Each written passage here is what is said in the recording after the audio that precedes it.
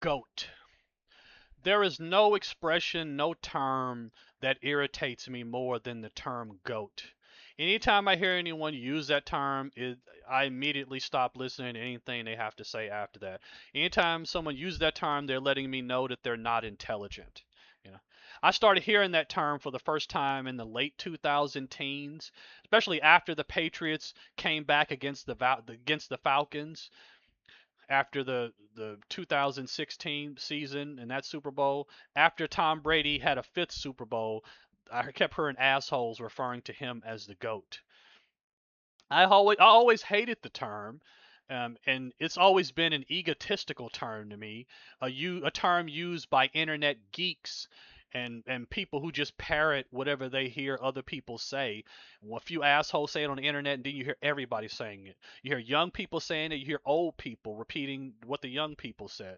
They just mindlessly use this term. I say it's egotistical because people only use the term regarding people that they've seen personally. They use the term greatest of all time. All time. And unless you're thousands of years old, how can you refer to anybody as the greatest of all time if you're only 20, 30 years old? You're making it about you. This person is the greatest because you've seen them. As if you haven't seen the person personally, they can't be the best. A player can only be the best if you've seen them. The person who's the best can only be a person of my generation. Anyone who uses this term is an egotistical idiot. It's a product of nerd culture. And nerd culture is a culture of hyperbole. Everything is to the extreme with nerds. I mean, in the 1990s, the Simpsons writers were making fun of this mentality with the comic book guy character. His famous phrase, worst episode ever, epitomizes internet geeks. Internet geeks, everything is to the extreme. Everything is the greatest or it's the worst. There is no in between. You know, every sentence they use ends with ever or all time. They always use terms like iconic and legendary and epic. They love to use nothing is just good or bad or average. It has to be to the extreme. And another part of this egotism is these assholes always treat an athlete's achievements as their own. They use the term GOAT to talk about Michael Jordan as if his achievements are theirs, as if his greatness represents them.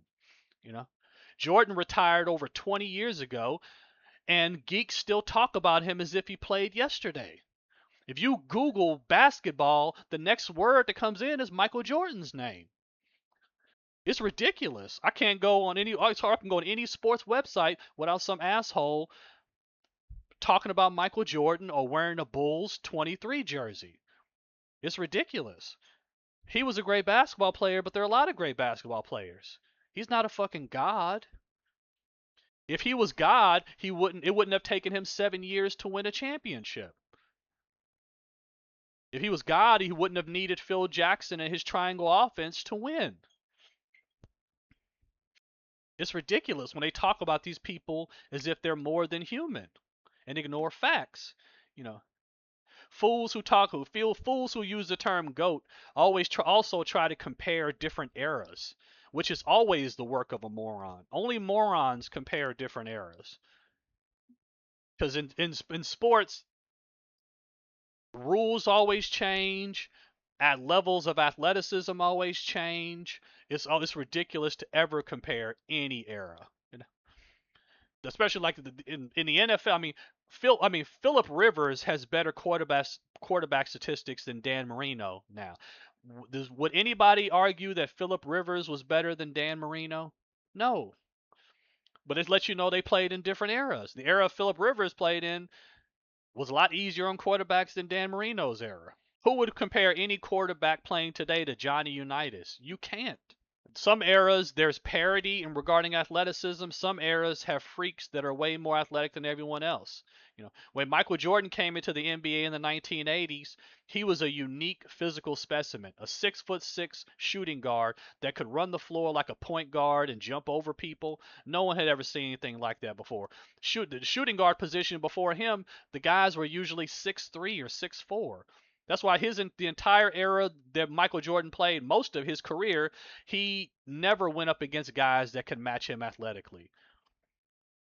The other teams were always outmatched. Most teams had nobody who they could even keep in front of him at the shooting guard, even towards the end of his career. I mean, when the Bulls went up against the Utah Jazz in the finals, the Jazz shooting guard was Jeff Hornacek, who was like 6'4", and he was and couldn't stand in front of Jordan, so they had to pull a guy off the bench to guard Jordan. That's how things. I mean, when the Bulls went up against the Phoenix Suns, the Suns had Dan Marley guarding Jordan. No wonder he could score 55 points in a game. Most teams he went up against, he didn't have anybody that could match up with him. It wasn't until towards the end of his career with the Bulls that guys like Kobe Bryant and Tracy McGrady and Vince Carter and shooting guards that could match him athleticism wise. If Michael Jordan was playing in the NBA today, he wouldn't be running circles around the guys. The guys because there's more parity regarding athleticism in the NBA today. There are a lot of guys playing in the 80s that couldn't even play in the NBA today.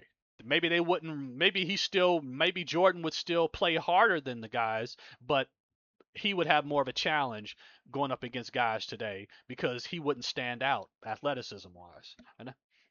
And back in the 80s and 90s, there were always guys coming into sports who just seemed to be a freak when it came to athleticism compared to the guys around. Guys like Lawrence Taylor or Eric Dickerson or Bo Jackson or Randy Moss, guys who were just these freak athletes who came in who just seemed to be way more athletic than the guys around them.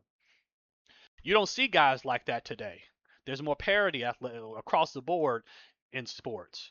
But no sport is the same as it was 30 or 40 or 50 years ago. So referring to anyone as all-time great is idiotic. Like I said, it's nerd culture. It is childish culture. It's hero worship by grown men, men who wear jerseys with other men's names on them. And it's childish. And I find it's always so disturbing. Grown men who speak about another man like he's a god. Weak people who need a figure to make them feel comfort. And something that they can just place up that is just indisputable in everybody's mind, and everybody repeats the mythology. You remind me of idiots for years that were just embraced the idea that Citizen Kane was the greatest movie of all time because AFI had been saying it for decades. So it just became gospel. Even idiots that had never seen Citizen Kane were referring to it as the greatest movie ever made. Movies are subjective, so how can any movie be the greatest movie of all time? It's totally subjective. I always despise this brain dead geek culture of hyperbole.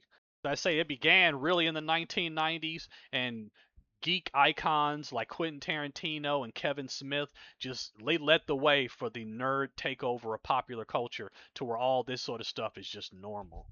Where critical thinking is gone, and this idea of just of hyperbole and geeking out and celebrating people endlessly is just completely taken over, and it's a sickness to me, and it explains why the quality across the board has gone in the toilet.